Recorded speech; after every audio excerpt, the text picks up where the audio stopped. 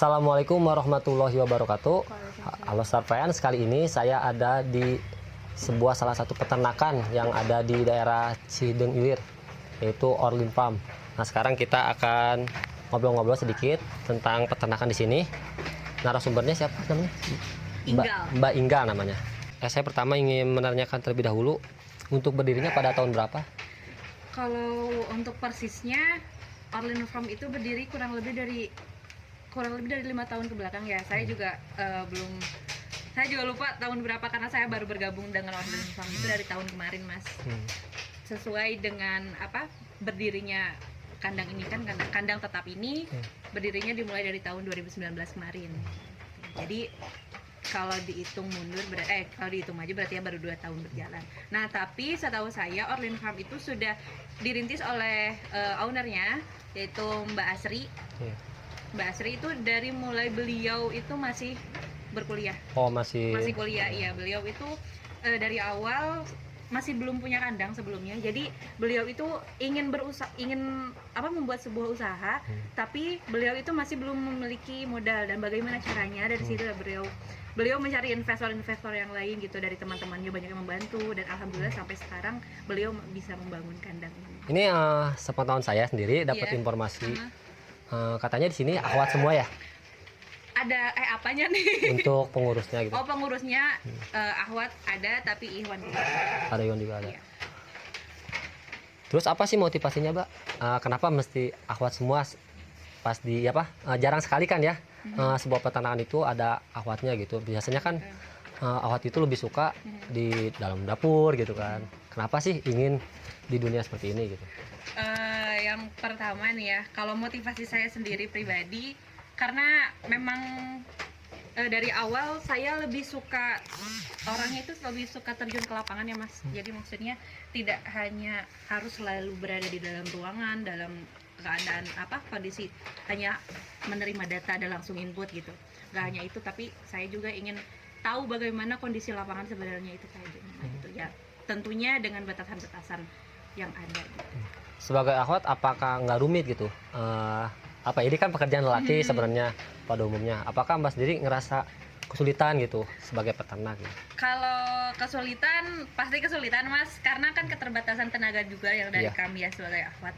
Jadi ya alhamdulillah juga kami itu minta tolong dari beberapa tenaga ya, tentunya dari Ikhwan juga, dari banyak tenaga kami juga dari Ikhwan, dan salah satunya ada Ardi di sini yang membantu untuk mengelola kandang, memberi pakan, dan membersihkan pakan, dan untuk manajemen kandang lainnya gitu.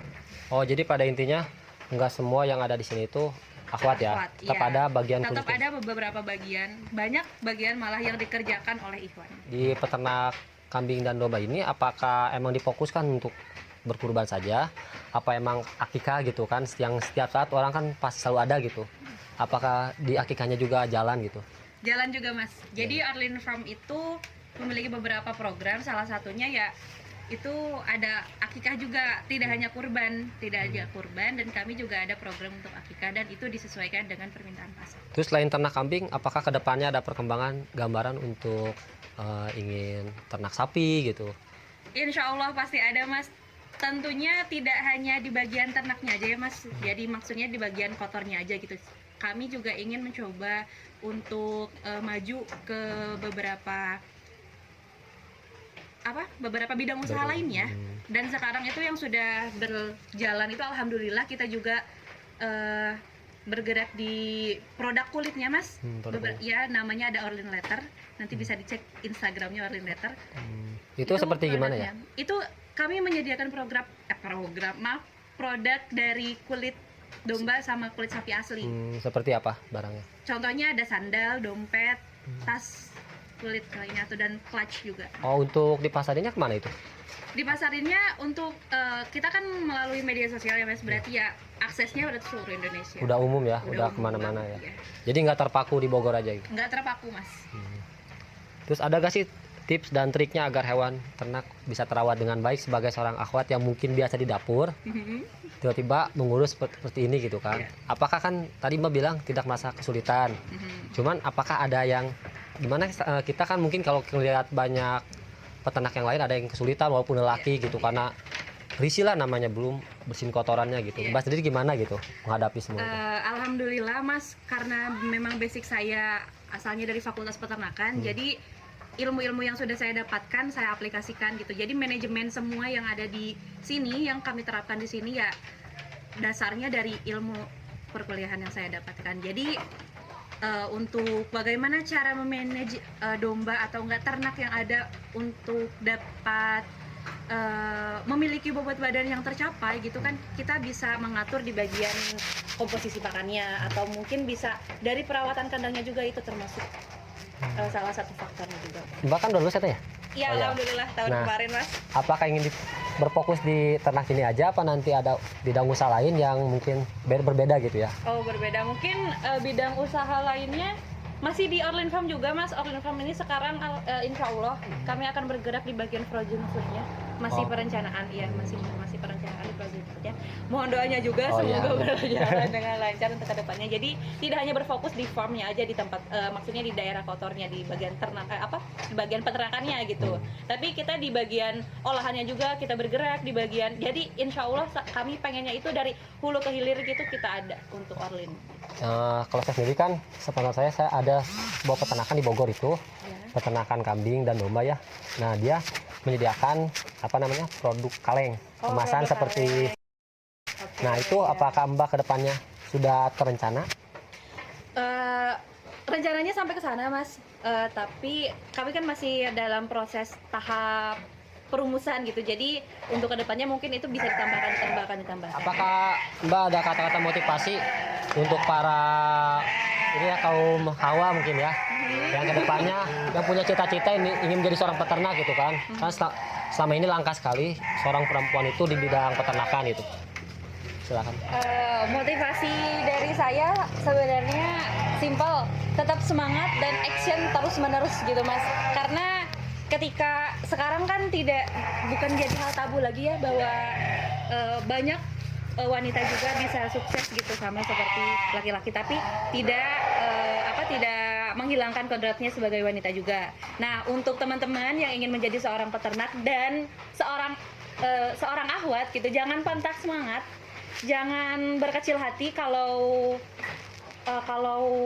wanita itu atau kalau ahwat itu nggak bisa terjun ke peternakan. Contohnya yang memiliki Orlin Farm ini, owner Orlin Farm ini yaitu ahwat juga, dan beliau alhamdulillah bisa sampai seperti ini. Dan alhamdulillahnya juga, beruntungnya juga ke depannya dari keinginannya owner kami itu, dari keinginannya Mbak Asri itu ya bisa membantu orang-orang yang ada di sini, seperti bisa memperkerjakan tenaga kerja yang ada gitu, memanfaatkan tenaga kerja yang ada di sekitar contohnya. Untuk pakannya ini sehari-hari dari jam berapa aja untuk pemberiannya? Oh, untuk pemberian pakan ya Mas ya.